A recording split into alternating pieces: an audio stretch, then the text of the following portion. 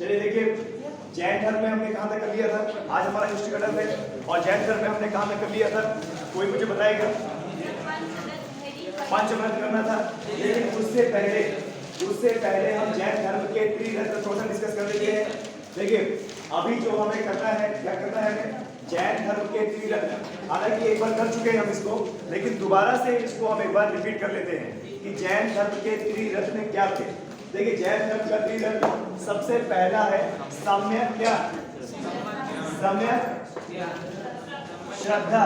सम्यक श्रद्धा, ये जैन धर्म की क्या है? त्रिरत्न। और सबसे पहला क्या है? सम्यक श्रद्धा।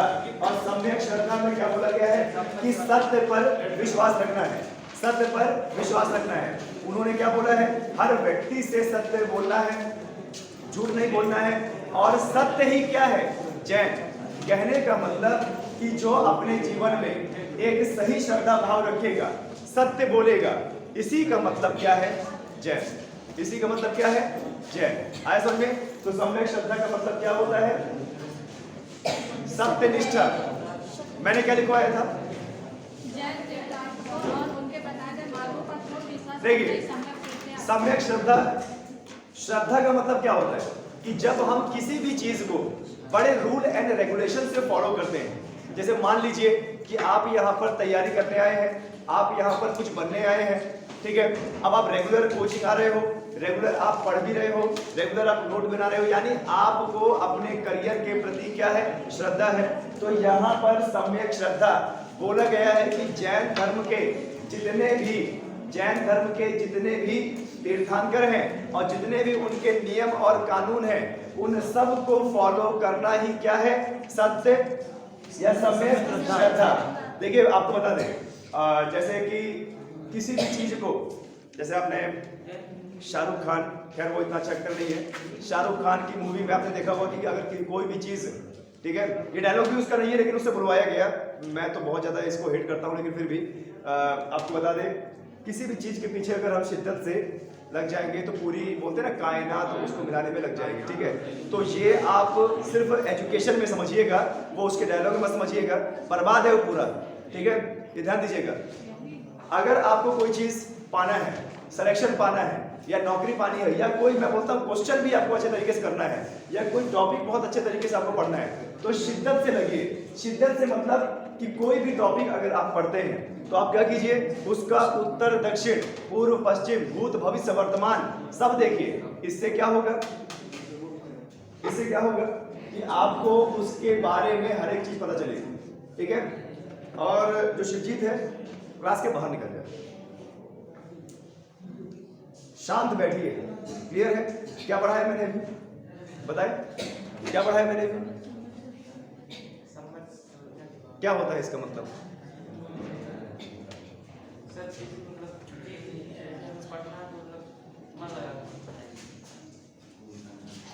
देखिए सम्यक श्रद्धा का मतलब किसी भी चीज को अगर आप करते हैं तो उसको बहुत अच्छे तरीके से फॉलो कीजिए। जैन धर्म ने क्या बोला? जैन धर्म ने बोला कि झूठ मत बोलिए, उतना ही आहार खाइए जितने अपने भोजन के, जितने अपने पेट के लिए सही हो, नियमित व्यायाम कीजिए, किसी से हिंसा मत कीजिए। और जैन धर्म ने ये बोला कि अगर हम इस चीज को फॉलो करते हैं तो हम क्या कहलाएंगे? जैन कहलाएंगे, यानी हमारी सम्यक श्रद्धा बनी हुई है। अच्छा, दूसरा त्रिरत्न क्या था? सम्यक ज्ञान। दूसरा क्या था? सम्यक ज्ञान। असम्यक ज्ञान, सम्यक ज्ञान का मतलब क्या होता है? बताइए। किसी भी चीज के बारे में जानने की चेष्टा करना, ठीक है। हमें पता चलना कि जीव और निर्जीव के बारे में अंतर, कि किस वस्तु में जीव है, किस वस्तु में जीव नहीं है। क्योंकि जैन धर्म का सबसे बड़ा एक हथियार आप बोल सकते हो, या सबसे बड़ी मान्यता ये थी कि किसी भी जीव को, चाहे वो भले माइक्रो ऑर्गेनिज्म क्यों ना हो, चाहे वो भले ही छोटा जीव क्यों ना हो, हिंसा नहीं करनी है, मारना नहीं है। सभी जीवों को आप बोल सकते हो इस सृष्टि में जीने का अधिकार है, सांस लेने का अधिकार है, अपना जीवन यापन करने का अधिकार है। तो सम्यक ज्ञान का मतलब जैन धर्म के हिसाब से कि ऐसी वस्तुओं के बीच में अंतर करना, फर्क करना जो जीव और निर्जीव है। तो जब हमने फर्क करना जान लिया कि कौन सी वस्तु जीव है और निर्जीव है, तो हमसे हिंसा भी कम होगी। जैसे हमने जान लिया कि कोई जीवित है या जिसके अंदर प्राण है, तो हम उसको हिंसा नहीं पहुंचाएंगे। और जो निर्जीव है उसका इस्तेमाल करेंगे। जैसे लकड़ियों का इस्तेमाल होता था, आश्रम बनाने के लिए लकड़ियों का इस्तेमाल होता था, बांस का इस्तेमाल होता था, और आप बोल सकते हो कि घर बनाने के लिए और खाद्यान्न को पकाने के लिए कंडे का इस्तेमाल होता था। तो इस चीज का भी ज्ञान होना चाहिए कि जीवित व्यक्ति का इस्तेमाल कैसे करना है और निर्जीव व्यक्ति का इस्तेमाल कैसे करना है। जैसे पेड़ पौधे फल के लिए इस्तेमाल होते थे, और जैसे पत्थर वगैरह कुटिया बनाने के लिए, घर बनाने के लिए, बाउंड्री बनाने के लिए, बाड़े के लिए इस्तेमाल होते थे। तो इस चीज का भी सही ज्ञान आप लोगों को करना चाहिए। कभी भी अगर हम कंपटीशन की तैयारी करते हैं तो हमें यह पता होना चाहिए कि सिलेबस क्या है, सिलेबस क्या है, कितने प्रकार के क्वेश्चन आ रहे हैं, टाइमिंग क्या है, किस सब्जेक्ट से कितने क्वेश्चन आ रहे हैं, और सबसे बड़ी बात कि हमारा लेवल क्या है। हमेशा अपना लेवल चेक करते रहना चाहिए। अभी जैसे 1600 मीटर रेस होने वाली है 16 मार्च को 1600 मीटर रेस आने वाली है। बहुत सारे लड़के यहाँ पे तैयारी कर रहे हैं, तैयारी करेंगे, 15 तारीख तक तैयारी करेंगे। 15 तारीख के बाद उनको हो जाएगा बुखार, पैर दर्द, सीन पेन, खांसी, या फिर आप हो सकते हो घर में निमंत्रण, या घर का बहुत जरूरी काम था। वही छात्र वहां पहुंचेंगे जिनको सच में भारतीय सेना में जाना है। अभी आप देखिए, ओके चलिए आगे बढ़ते हैं। सम्यक आचरण, तीसरा क्या है हमारा, सम्यक आचरण। सम्यक आचरण जैन धर्म के जो त्रिरत्न थे, त्रिरत्न में से पहला है सम्यक श्रद्धा, दूसरा है सम्यक ज्ञान, और तीसरा है सम्यक आचरण। आचरण का मतलब क्या होता है, अच्छे कर्म करना, या फिर आप बोल सकते हो दूसरे से व्यवहार अच्छा करना, या दूसरे से अच्छे से बोलना, दूसरे की केयर करना, यही क्या होता है, अच्छा आचरण। इससे क्या होता है कि जब हम किसी व्यक्ति के प्रति अच्छा आचरण करते हैं तो ये भी हम उम्मीद करते हैं कि वो भी हमसे अच्छा आचरण करे। और ऐसा अक्सर होता है, अगर किसी व्यक्ति से अगर आप बहुत अच्छे से बात करेंगे, आचरण करेंगे, केयर करेंगे, तो वो भी बदले में आपकी केयर करेगा। अब ऐसा नहीं होना चाहिए कि कोई अगर व्यक्ति जा रहा है आप उससे अकड़ के बात करो, क्यों, क्योंकि आप बलवान हो, या फिर आप पैसे वाले हो, या आप उससे ज्यादा बड़े हो, या उससे ज्यादा तबके के लोग हो। जैन धर्म के अनुसार हर व्यक्ति, प्राणी, चाहे वो छोटा हो चाहे वो बड़ा हो, हर व्यक्ति से सही आचरण से बात करना है। यानी आपका आचरण क्या होना चाहिए, सही होना चाहिए। ठीक है, अभी आपने देखा कि हमारे देश में जो हमारा संविधान बना है, और हमारे देश की जिस तरीके से शुरुआत हुई है सिंधु घाटी सभ्यता, और उसके बाद ऋग्वैदिक काल, उत्तर वैदिक काल, और उत्तर वैदिक काल में जैसे जात पात ज़्यादा होने लगी, तो जात पात ज़्यादा होने की वजह से जो जात और जात के बीच में जो गैप होने लगा, तो आचरण भी गलत होने लगा। बड़ा व्यक्ति तुच्छ मानने लगा छोटे व्यक्ति को, और छोटे व्यक्ति का जो आचरण है वो और ज्यादा बेकार होने लगा। इस वजह से क्या हुआ, संविधान निर्माण हुआ हमारा, और समता का अधिकार आर्टिकल 14 से 18 दिया गया, समता का अधिकार। क्लियर है, यहाँ पर ये बात की गई है कि चाहे पेड़ हो, पौधा हो, कीड़ा हो, मकोड़ा हो, जंतु हो, या आपसे कोई बड़ा व्यक्ति हो या आपसे कोई छोटा व्यक्ति हो, सबके साथ सही आचरण से बात करना है, सबके साथ सही व्यवहार से बात करना है। तो ये थे क्या पूरे 3 रत्न। ठीक है, किसी भी व्यक्ति को इस तरीके से आचरण नहीं करना है कि उसकी आत्मा को ठेस पहुंचे। जैसे मान लीजिए कि आज भी हम गांव के स्तर में या बाहर के स्तर में ऐसे शब्दों का इस्तेमाल करते हैं कि जिसे सामने वाले को बुरा लगता है, लेकिन वो क्या कर सकता है, उसको भी गांव में रहना है। जैसे मैं शब्द का इस्तेमाल तो नहीं करना चाहूँगा, लेकिन आप सभी लोग जानते हो गांव में किस तरीके के शब्द का इस्तेमाल किसी भी जात के वर्ग के लिए किया जाता है। ठीक है, जैसे कोई SC ST है, कोई OBC है, कोई जनरल है, तो किस तरीके के वर्गों नाम का इस्तेमाल किया जाता है। जैसे मान लीजिए कि उसका नाम हम ना बोल के उसकी जात से उसको पुकारे, तो हो सकता है बुरा लग सकता है, घृणा हो सकती है, उसको बेकार लग सकता है। तो ये हमारा आचरण उसके प्रति अच्छा नहीं होगा, ये चीज़ है। कहीं ना कहीं आचरण, ये जो आचरण बोला गया है, कहीं ना कहीं अहंकार भी इसे हम रिलेट कर सकते हैं कि व्यक्ति के अंदर अहंकार नहीं होना चाहिए, अहंकार डुबो देता है। आपको बता दें, ध्यान दीजिएगा, इस जीवन में जैसे बूढ़े बुजुर्ग बोलते हैं, या एक ये अध्ययन के अनुसार भी बोले जाते हैं कि पढ़ने की कोई उम्र नहीं होती है, किसी भी उम्र में पढ़ा जा सकता है। अगर आपको थोड़ी बहुत ज्ञान की प्राप्ति हो भी गई है तो अहंकार में नहीं आना चाहिए। ठीक है, कई सारे जो है हमारे छात्र जिनको थोड़ा बहुत मैथ, थोड़ा बहुत जीके, थोड़ा बहुत रीजनिंग आ चुका है, तो उन्होंने खुद की कोचिंग डाल ली है ना। खुद की कोचिंग डाली तो ये कहीं ना कहीं हो सकता है कि अधजल गगरी छलकत जाए वाला हिसाब किताब हो सकता है। चलिए ये कोई बात नहीं है, ऐसा होना चाहिए, इतना बड़ा कॉन्फिडेंस होना चाहिए। ओके चलिए अब हम बात करते हैं जैन धर्म के पंच महाव्रत। ठीक है, पंच महाव्रत, जैन धर्म के पंच महाव्रत को हम क्या बोलेंगे? व्रत को क्या बोलते हैं? जिसको हम बड़ी कठिनाइयों पूर्ण करते हैं या बड़ी निष्ठा से करते हैं। अभी देखिए जैसे शिवरात्रि आ जाएगा, आया भी शिवरात्रि आया, महाशिवरात्रि आया, हो गया, कृष्ण जन्माष्टमी आएगा और यहाँ पर करवा चौथ आएगा और भी बहुत सारे ऐसे व्रत आएंगे कि जिसको हमारे भारत के लोग बड़ी निष्ठा से करेंगे, बड़ी तपस्या से करेंगे। तो जैन धर्म में भी पंच महाव्रत बताए गए हैं कि अगर हम इनको फॉलो करते हैं तो हमें निर्वाण की प्राप्ति हो सकती है। ठीक है, तो हमारा अगला टॉपिक क्या है? जैन धर्म के पंच महाव्रत। ठीक है, पंच महाव्रत यानी तो 5 चीजें ऐसी बताई हैं कि 5 चीजें अगर हम अपने जीवन में अमल करते हैं, फॉलो करते हैं तो हमें निर्वाण की प्राप्ति हो सकती है। और निर्वाण की प्राप्ति का मतलब ही था कि सुखमय जीवन जीना।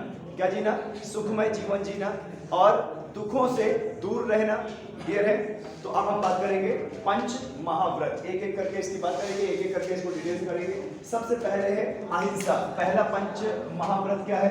अहिंसा। ठीक है, अहिंसा पहला पंचव्रत क्या है? अहिंसा, कि कभी भी किसी भी व्यक्ति जीव से हिंसा नहीं करनी है। अक्सर ऐसा होता है कि आदमी अपने अहंकार की वजह से हिंसा कर बैठता है और आप सभी लोगों ने देखा होगा कि कभी कभी मनुष्य बात को सुलझाने के लिए हिंसा पर उतारू हो जाता है, जिससे बात बिगड़ती चली जाती है, दो पक्षों में लड़ाई हो जाती है, अत्यधिक लड़ाई हो जाती है, मर्डर हो सकता है और इससे क्या होता है? जान और माल की हानि होती है। तो हानि हो रही है, इसका मतलब दुख आ रहा है। कहीं पर भी अगर हम हिंसा करते हैं, ध्यान दीजिएगा, उसका आप बोल सकते हो जो हिंसा करने से दुख की प्राप्ति होती है, निर्वाण की प्राप्ति नहीं होती है। जैसे मान लीजिए कि बहुत सारे जो है छात्र इस उम्र में जो आंधी तूफान की अवस्था जो होती है, ठीक है, तो अगर किसी ने अगर एक गाली भी दे दी तो तूने कैसे गाली दे दी, चल तू बाहर निकल, तेरे को देखता हूँ मैं। अब वो बाहर कम से कम 5-6 चाय छाप गुंडों को लेके आएगा। ठीक है, वो जिनके ढंग से मुझे भी नहीं निकली, उनको गुंडों को बाहर लेके आएगा और सामने वाले पार्टी को हिंसा से पेश आएगा। नतीजा क्या होगा?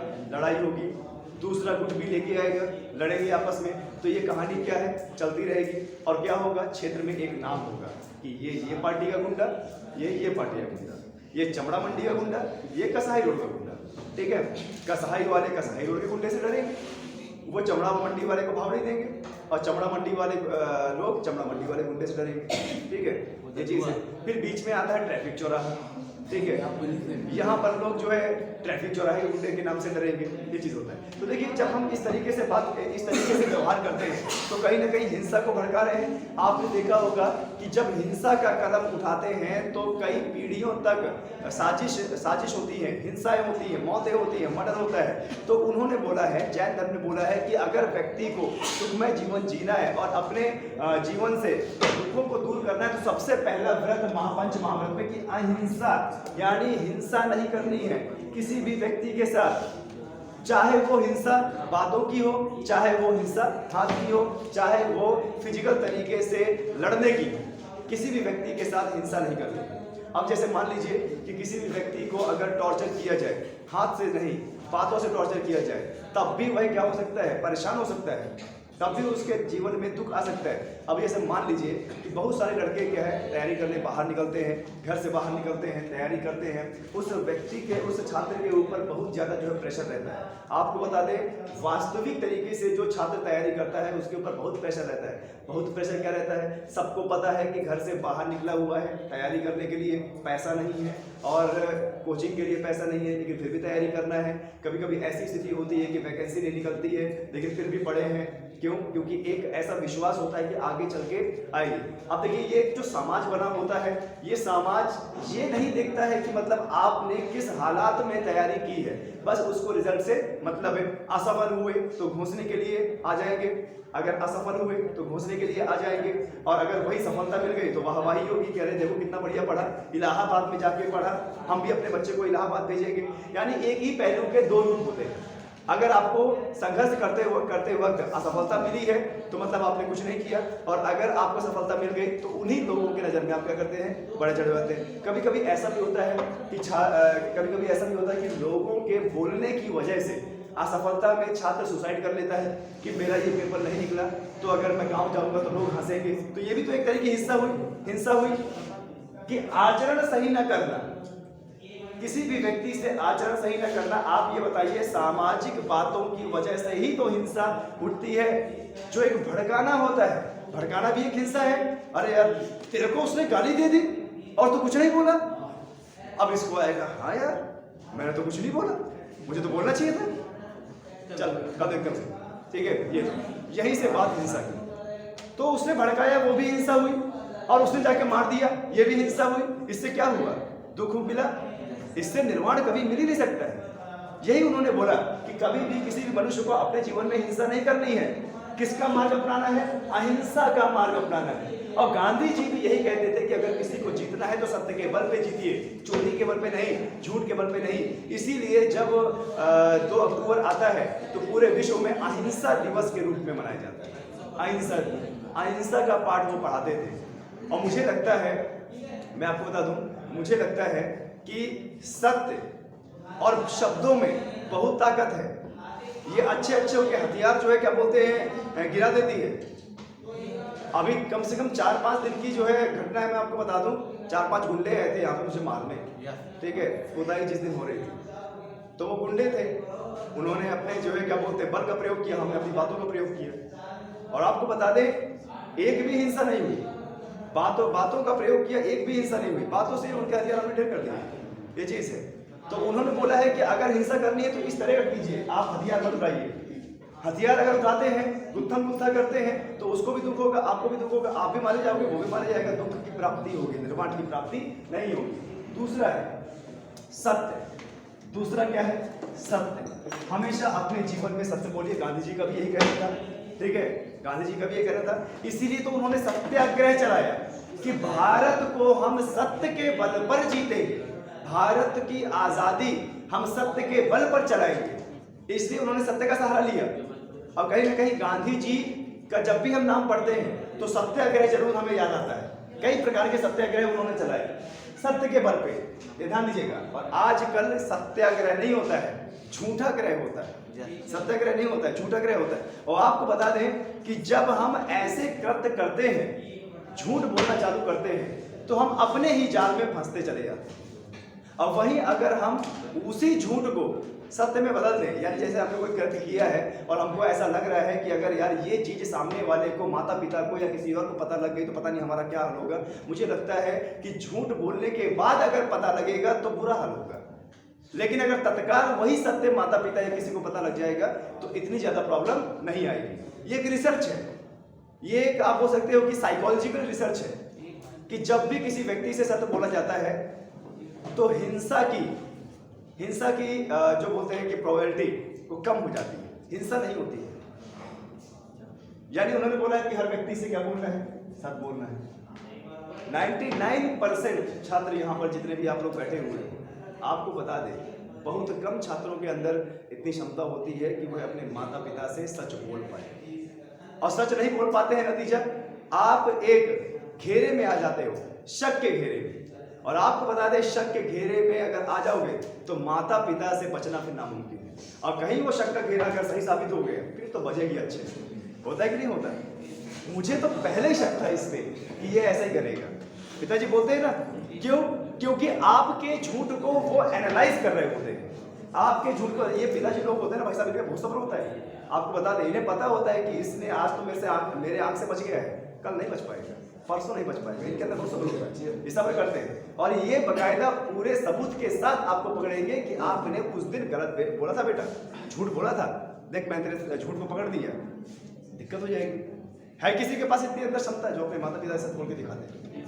आपके पास है? ओके, आपके पास है जी, आपके पास है पक्का?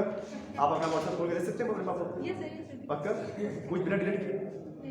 कुछ भी डिलीट किया नहीं सर, कुछ भी नहीं डिलीट करेंगे, आप देख लीजिए। पक्का? चलिए फिर एक एक्सपेरिमेंट करते हैं। कि कम से कम एक हफ्ता जो भी आपके व्हाट्सएप में मैसेज आएगा आप रीड नहीं करेंगे अपने माता पिता को।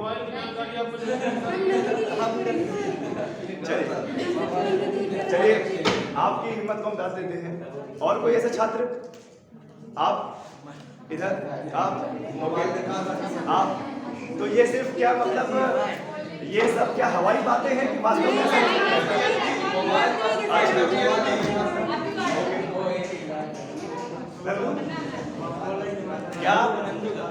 क्या आप अपने बड़े भाई को अपना मोबाइल दे सकते हैं?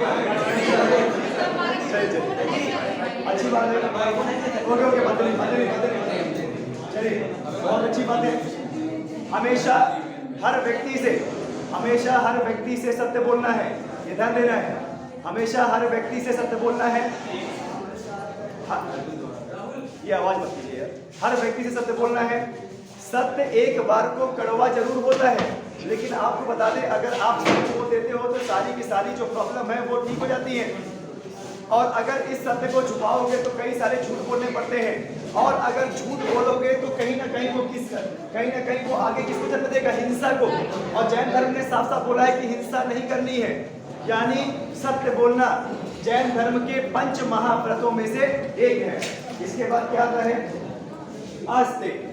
इसके बाद तीसरा क्या आता है? आस्ते।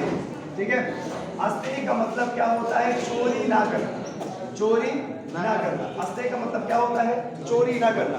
आपको बता दें आज भी जीवन में ये चोरी करना इतना बड़ा कृत्य है कि कोई भी व्यक्ति अगर किसी को पता लग जाए कि उसने चोरी की है तो उसको मौत के घाट उतारा जा सकता है।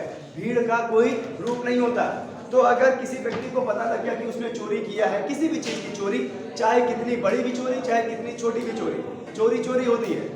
और आपको बता दें किसी भी व्यक्ति को अगर पता लग जाए तो वो आप बोल सकते हो कि दंड का भागी है।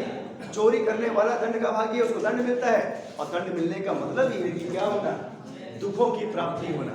अभी आप देखिए स्टेशन में अगर कोई चोर चोरी करते हुए पकड़ा गया तो पूरी भीड़ उसे धुन देती है, हाथ पैर तोड़ देती है, मुंह वगैरह तोड़ देती है। तो दुख मिला कि नहीं मिला? किस प्रकार का दुख? शारीरिक दुख। मानसिक तो मिला ही, शारीरिक दुख।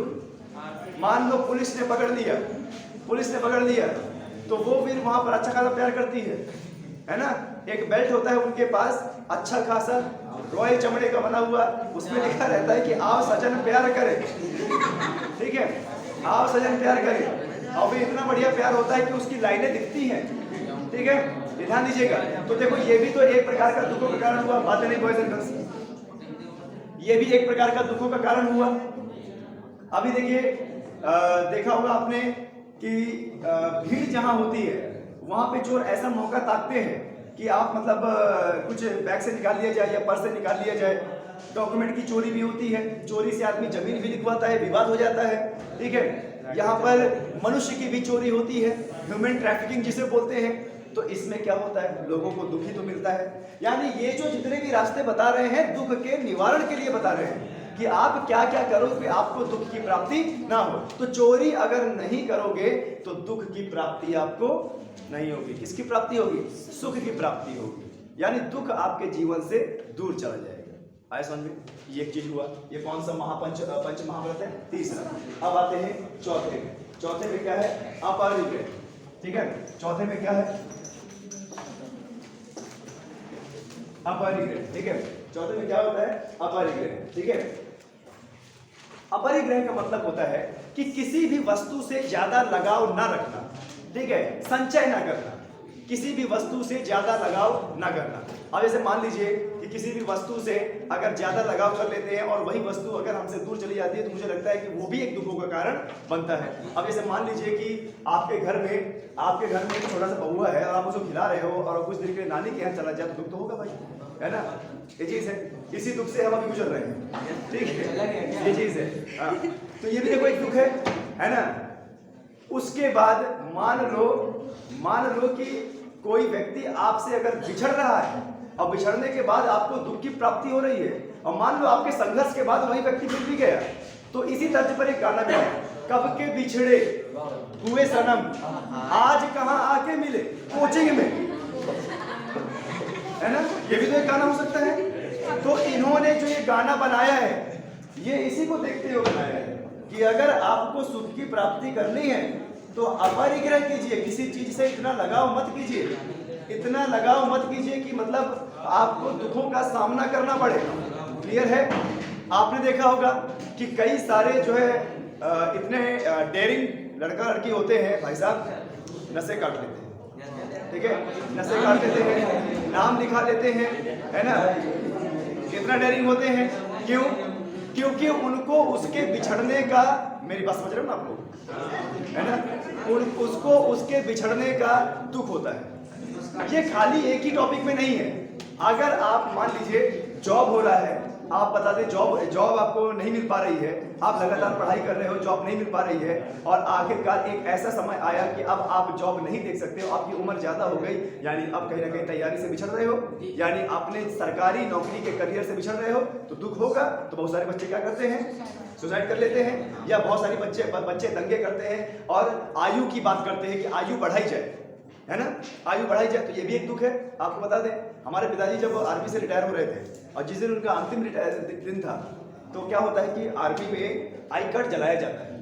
आई कार्ड को जो है जलाया जाता है। क्यों जलाया जाता है? क्योंकि दूसरा व्यक्ति उसका उपयोग न कर ले। बहुत पक्का आई कार्ड होता है, आपको बता दें, देश विदेश घूमा जा सकता है और बहुत बड़ा पक्का आई कार्ड होता है, तो उसको जलाया जाता है। तो हमारे फादर दे नहीं रहे थे, हमने देंगे, जला दोगे इसको। क्यों? ये भी तो लगा हुआ, एक पहचान से लगा हुआ कि अब कहाँ से ताल्लुकात रखते हैं, भारतीय सेना से ताल्लुकात रखते हैं। ठीक है, ध्यान दीजिएगा। आज तो हम भले ही बोल सकते हैं कि यार ज़्यादा बोलना नहीं, नांदी गांव से हूँ, इतिहास नांदी गांव का अलग है ना, एक भी सरकारी नौकरी नहीं है हमारे पिता के बाद। इस चीज़ से मतलब ऐसे बोलते हैं ना हम लोग, तो एक पहचान है नांदी।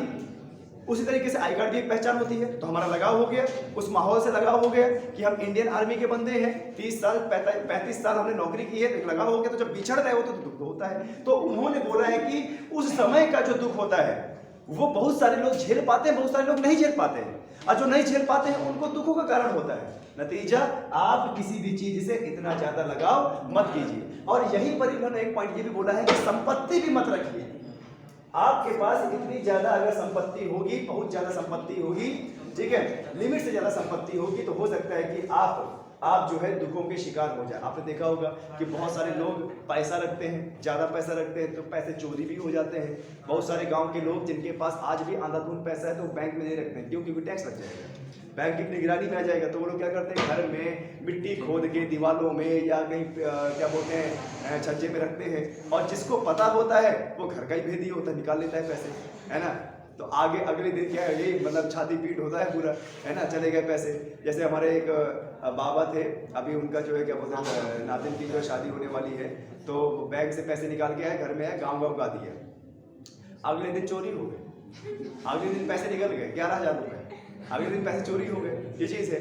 तो उन्होंने, मैं बोलता हूँ कि गांव के व्यक्ति के लिए 11,000 ही बहुत है। तो उन्होंने क्या बोला, धन का संचय ना करना। किसी व्यक्ति को पता चल गया कि धन का संचय इसके पास अधिक है, 11,000 रुपये अधिक है, चुरा लिया, है ना। अब चुरा लिया तो तुम अगले दिन सिर पकड़ के बैठे हो, दुख मिला। इसका मतलब उन्होंने क्या बोला है, अधिक संपत्ति का भी संचय नहीं करना है। आए समझ में? पांचवा क्या है? ब्रह्मचर्य, ठीक है। पांचवा क्या है? ब्रह्मचर्य का जीवन जीना। उन्होंने क्या बोला है? ब्रह्मचर्य का जीवन जीना, ठीक है। उन्होंने ये बोला है कि सभी प्रकार की वासनाओं का त्याग देना है। इस जीवन में सभी प्रकार की वासनाओं का त्याग देना है। और वासना का मतलब गलत मत समझिएगा, वासनाओं का मतलब चाहत। वो किसी चीज़ की भी चाहत हो सकती है, पैसों की चाहत हो सकती है, जमीन की चाहत हो सकती है, ठीक है, और कुछ करने की चाहत हो सकती है। आपने देखा होगा कि जो छात्र सुसाइड कर लेते हैं उनको बनने की चाहत होती है, नहीं बन पाते, नतीजा क्या? दुखों के कारण जीवन की समाप्ति हो गई। तो उन्होंने बोला है कि किसी भी चीज़ की चाहत नहीं करनी है। अगर आपको लगता है कि उस चाहत से आपका दुख मिलेगा आगे चलते हो, त्याग कर दीजिए, ब्रह्मचर्य का जीवन जिए, ठीक है। ध्यान दीजिएगा, आज भी एकेडमी में बहुत सारे ऐसे छात्र हैं जो बिना मोबाइल के अध्ययन कर रहे हैं, बिना मोबाइल के। इतना बड़ा त्याग बताइए, बिना मोबाइल के अध्ययन कर रहे हैं, इतना बड़ा जो है त्याग कर रखा है। आप ये बताइए, जहाँ पर हम रात के मोबाइल तकिए के नीचे सो के रखते हैं और सुबह अगर वहाँ पर वो ना मिला तो तड़प जाते हैं, कहाँ गया भाई, है ना।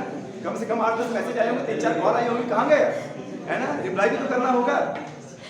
दिल में कैसा होता है कि कहाँ गया होगा, चोरी तो नहीं हो गया, ये वो, मतलब पूरा माइंड का माइंड खराब। अब ये बताइए दुखों का कारण हुआ कि नहीं? है ना। और जहां पर आपको यहाँ पर ये टेंशन हो जाए कि चलो भाड़ में जाए, मेरे पास तो है ही नहीं मोबाइल, किस बात का दुख, है ना। अभी जैसे मान लीजिए कि चुनावी माहौल चल रहा है ना, कल रिजल्ट आने वाला है, तो आज कई सारे लोग अपने स्टेटस पे लगाएंगे यही रात अंतिम वाला गाना, यही रात अंतिम, बड़ा कैसे बुझवाना है, ठीक है। अब आपको बता दें, इसमें सबसे ज्यादा दुख उन व्यक्तियों को होगा जिन्होंने ज्यादा लगाव कर लिया है। सपा किनको दुख होगा पता है, बीजेपी किनको दुख होगा पता है ना। और आप देखिएगा इनको आज नींद नहीं आएगी, आज इनको नींद नहीं आएगी, और ना नींद नहीं आएगी तो हमारे जैन धर्म का rule number 4 rule number 5 follow हो रहा है। अपरिग्रह अत्यधिक लगाओ सपा पार्टी से, बीजेपी पार्टी से, और ब्रह्मचर्य त्यागा भी नहीं जा रहा है। आए समझ में, तो इनको दुख होने वाला है आज। आपको बता दें हम छात्र हैं, और छात्र जीवन में हमारा किसी भी पार्टी से कोई लगाव नहीं होना चाहिए। आपका लगाव होना चाहिए तो अपना लक्ष्य और उसका सिलेबस। वंस एक बार आपका सिलेबस अच्छे से कंप्लीट हो गया तो मुझे लगता है कि कोई माई का लाल आपकी नौकरी नहीं रोक सकता। आज भी हमारे जीवन में, हमारे भारत में नौकरी में बहुत सच्चाई है। ये फालतू में लोग सरकार को ब्लेम करते हैं। हाँ, सरकार देखिए 135 करोड़ लोगों को कंट्रोल करना कोई मामूली बात नहीं है। सरकार अपने कार्य से आगे पीछे हो सकती है, पर नहीं, इस देश में रिकॉर्ड हो रहा है, ठीक है, थोड़ा सा अपनी आवाज को कंट्रोल कीजिएगा, ठीक है, नहीं तो आपका नंबर लग सकता है। ये चीज़ है। खाना खाए हो कि नहीं खाए होगे ना, क्यों, ये हमारे मेहमान हैं, आपको बता दें। और आज हमने हॉस्टल में खाना बंद करवा दिया, उसको होने दो, मैं बोल रहा हूँ ना। तो ये हमारे मेहमान हैं, इनको लगा कि अलग अलग क्षेत्र से आए हॉस्टल में, और हॉस्टल में हमको सुविधा, हॉस्पिटैलिटी, मैं हॉस्टल हूँ, बात है, ठीक है, ये चीज़ है। तो ये लोग कोचिंग का मुंह नहीं देखते थे, और आज मैंने इनका खाना बंद कर दिया है। ये कोचिंग आए थे, ये देखो 1 2 3 4 5, ठीक है, और भी बैठे होंगे 6। खैर आप तो रेगुलर आते हो, ठीक है, ओके।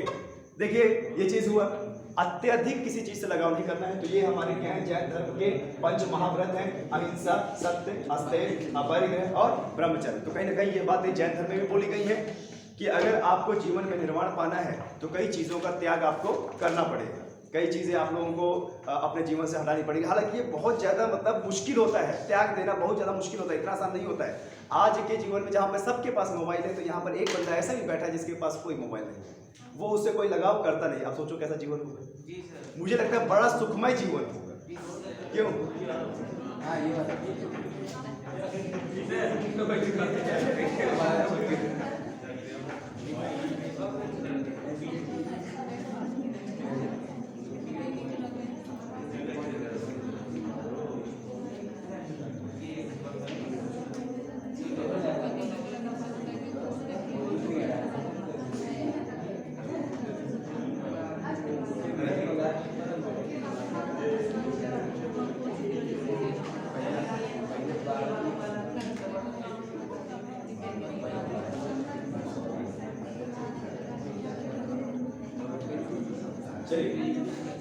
देखिए जिस तरीके से बौद्ध धर्म की कुछ शिक्षाएं थी, इनकी भी कुछ शिक्षाएं थी, और इनकी शिक्षाएं क्या थी कि प्रत्येक व्यक्ति को भिक्षु बनकर रहना है। प्रत्येक व्यक्ति को क्या रहना है? भिक्षु बनकर रहना है। अब भिक्षु का मतलब ही होता है सन्यासी। क्या होता है? सन्यासी। भिक्षु का मतलब क्या होता है? सन्यासी, ठीक है। भिक्षु का मतलब होता है सन्यासी, और सन्यास का मतलब होता है त्याग देना। आपने कभी न्यूज़ में सुना होगा कि इतने महान क्रिकेटर ने क्रिकेट से सन्यास लिया, यानी क्रिकेट को क्या कर दिया? त्याग दिया। तो उन्होंने बोला है, महावीर ने बोला है कि अगर किसी भी व्यक्ति को अपने जीवन को सुख करना है तो उसको सबसे पहले क्या बनना पड़ेगा? भिक्षु। और भिक्षु का मतलब क्या होता है? सन्यासी। की सभी जितने भी दुनिया में मोह माया है सबका त्याग करना होगा, और सबका त्याग करने के बाद एक सिंपल जीवन जीना होगा। सिंपल जीवन। अभी आप देख लीजिए गांव में पहले, अब तो खैर सुविधाएं हो गई है, पहले बड़ा सिंपल खाना बना करता था। गांव के क्षेत्र में बड़ा सिंपल खाना, दाल, हल्का सा हल्दी, हल्का सा नमक, ठीक है, रोटी, ठीक है, और चावल। ये सिंपल खाना बना करता था। यही कारण था कि वो खाना बहुत ज्यादा मजबूत भी हुआ करता था। आज हम बटर से नीचे बातें नहीं करते। हर खाने में बटर, ब्रेड बटर, ये क्या बोलते हैं, मटर पनीर, उसमें भी बटर, ऑमलेट बटर, चाय में बटर। आपको बता दें, चाय में बटर, कुछ नहीं होगा तो बिना बटर ला, कुछ भी नहीं होगा तो भी बटर। हमने देखो इतने प्रकार के व्यंजन बना लिए कि तो कहीं ना कहीं ये हमको नुकसान पहुंचाते हैं, और नुकसान पहुंचाते हैं तो हमारा जीवन सुख की नहीं दुखों की तरफ जा रहा है। और यही कारण है कि मानव शरीर में इतनी ज्यादा बीमारियां भी उत्पन्न धीरे धीरे हो गई हैं। तो सबसे पहले जैन धर्म ने महावीर स्वामी ने हमें क्या बताया कि अगर आपको निर्वाण की प्राप्ति की ओर जाना है, मोक्ष की प्राप्ति की ओर जाना है, तो सबसे पहले आपको क्या बनना पड़ेगा?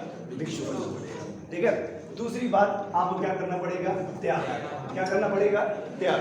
कि जो भी चीज, ऐसी चीजें जिनसे मोह माया होती है, उनका क्या करना पड़ेगा? त्याग। ठीक है। और आपको बता दें, हर व्यक्ति को अभी किसी न किसी चीज से मोह है, किसी न किसी चीज के पीछे वो भागना चाहता है। नतीजा दुखों का ढेर अपने साथ लेके जा रहा है, दुख की तरफ बढ़ रहा है। किसी को नौकरी का लालच, किसी को नौकरी का मोह, किसी को आप बोल सकते हो जमीन का मोह, और किसी को बोल सकते हो कि सबसे आगे रहने का मोह, किसी को कुर्सी का मोह। और इन्होंने बोला है कि सन्यासी वही होता है जो सभी चीजों का मोह त्याग दे, जिनको संसार में क्या चल रहा है उससे कोई मतलब ना रहे, वह सिर्फ अपनी शिक्षाएं दे, दुखों को दूर करे और सुखमय जीवन जिए। लेकिन यहाँ पर कुछ ऐसे सन्यासी भी हैं जिनको कुर्सी का लालच है। ठीक है। वो कई सारे लोगों का बुलडोजर चलवा रहे हैं, है ना, बुलडोजर वाली सरकार बोल रहे हैं। ये कैसा सन्यासी है भाई कि जिसको कुर्सी का मोह भी है और उससे कुर्सी छोड़ी नहीं जा रही? तो ये त्यागी कैसे हुआ? और ये किस बात का सन्यासी है ये बताइए। अगर किसी भी भिक्षु पे, किसी भी सन्यासी पे अगर आप संसद में या विधानसभा में ये कहते हैं कि हमने अपना घर बार छोड़ा है, हमने अपना त्याग किया है, हमने फलाना किया, हमने ढिकाना किया, तो आप कुर्सी के लिए क्यों आगे जा रहे हो भाई? किस बात के सन्यासी हो आप? तो जाइए उरुविला के जंगलों में पीपल के पेड़ के नीचे ज्ञान की प्राप्ति कीजिए, सुखमय जीवन जिए। आप तो कुर्सी के चक्कर में अहिंसा नहीं, हिंसा पे उतर आए हो। तो फिर ये आपका सन्यासी जीवन नहीं है। तो आप अपने आप को सन्यासी मत बोलिए। खाली भगवा रंग का क्या बोलते हैं कपड़ा पहन लेना और मुंडन कर लेना, कुंडल पहन लेना, ये सन्यासी नहीं होता है। क्या होता है? नहीं, ज्यादा मत बोलो, यूट्यूब ऑन है, ठीक है, पता नहीं है।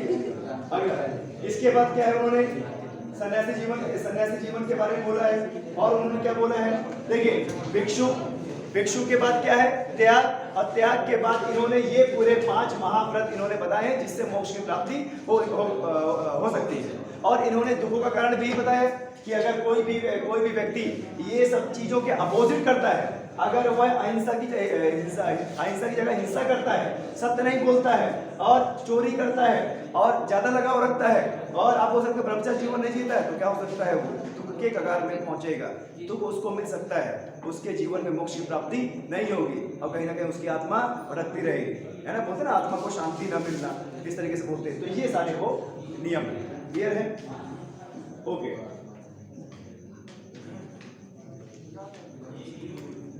ओके, देखिए आगे चल के बताएं कि जैन धर्म में एक विभाजक हो गया। आज मैं इसकी कहानी बताऊंगा, मैं क्या बता दूंगा इसकी मतलब क्या कारण था, मूल कारण था। आपको बता दें जिस तरीके से बौद्ध धर्म में आगे चल के बौद्ध धर्म में दो तरीके के ग्रुप बन गए। एक कौन बना? हीनयान, और एक कौन बना? महायान। हीनयान पुरानी मान्यताओं को अमल करता था और जो महायान है वो नई मान्यताओं को। यानी बौद्ध धर्म में जाने के लिए, भिक्षु बनने के लिए जो एक बड़ा तप हुआ करता था, संघर्ष हुआ करता था, उस संघर्ष को छोटा कर दिया महायान वालों ने और एकदम पूर्ण निष्ठा रखने वाले लोग हो गए हीनयान। इसी तरीके से जैन धर्म में भी आगे चल के फूट पड़ी और उसका कारण ये था कि अकाल पड़ना। जब जैन समुदाय चल रहा था, जैन भिक्षु चल रहे थे और इनका अच्छा खासा आगे प्रचार हो रहा था, तब क्या हुआ? एक अकाल पड़ा और अकाल पड़ा, भुखमरी हुई और यहाँ पे कई बीमारियों ने भी उत्पन्न जन्म लिया और आप बोल सकते हो कि एक तरीके से जीवन अस्त व्यस्त हो गया। और जीवन ऐसा अस्त व्यस्त हुआ कि ना तो खाने को है, ना तो पीने को है। तो क्या हुआ कि कुछ जैन मुनियों ने उस समुदाय को, मेन समुदाय को छोड़कर कर्नाटक की तरफ प्रस्थान कर लिया। और कर्नाटक की तरफ प्रस्थान क्यों किया? भूख की वजह से, खाने की वजह से, कि अगर हम इस समुदाय को छोड़ के जाएंगे और आगे कहीं ना कहीं प्रस्थान करेंगे और भिक्षा मांगेंगे तो हो सकता है हमें खाना मिले। अब खाना मिले तो ये कहीं ना कहीं क्या हो गया? लालच। कहीं ना कहीं क्या हो गया? लालच। और जैन धर्म में कहा गया है कि खाना के पीछे नहीं भागना है, मिला तो ठीक और नहीं मिला तो कोई बात नहीं, साधना में तो वैसे लीन है। तो वहां पर एक बहुत बड़े ग्रुप ने मुख्य जैन धर्म के समुदाय को छोड़ दिया और छोड़ने के बाद चले गए कर्नाटक, और कर्नाटक से 12 वर्ष बाद फिर आए दोबारा, जब स्थिति कुछ ठीक हो गई, जब अकाल ठीक हो गया, 12 वर्ष बाद आए फिर उसी समुदाय में मिलने। तो उस समुदाय के जो मेन मुखिया थे उन्होंने बोला कि नहीं, आपको अब इस समुदाय में मिलने का कोई अधिकार नहीं है। क्यों नहीं है? क्योंकि आपने ऐसे समय में हमारे समुदाय को छोड़ा है। यानी आप बोल सकते हो कि आपने हमें ऐसी घड़ी में छोड़ा है कि जो आपको नहीं छोड़ना चाहिए था। यानी आप जैन धर्म के नियमों के खिलाफ चले, इसीलिए आप देशद्रोही जैसे काम किए हैं, आप लोगों ने गद्दारी जैसा काम किया है।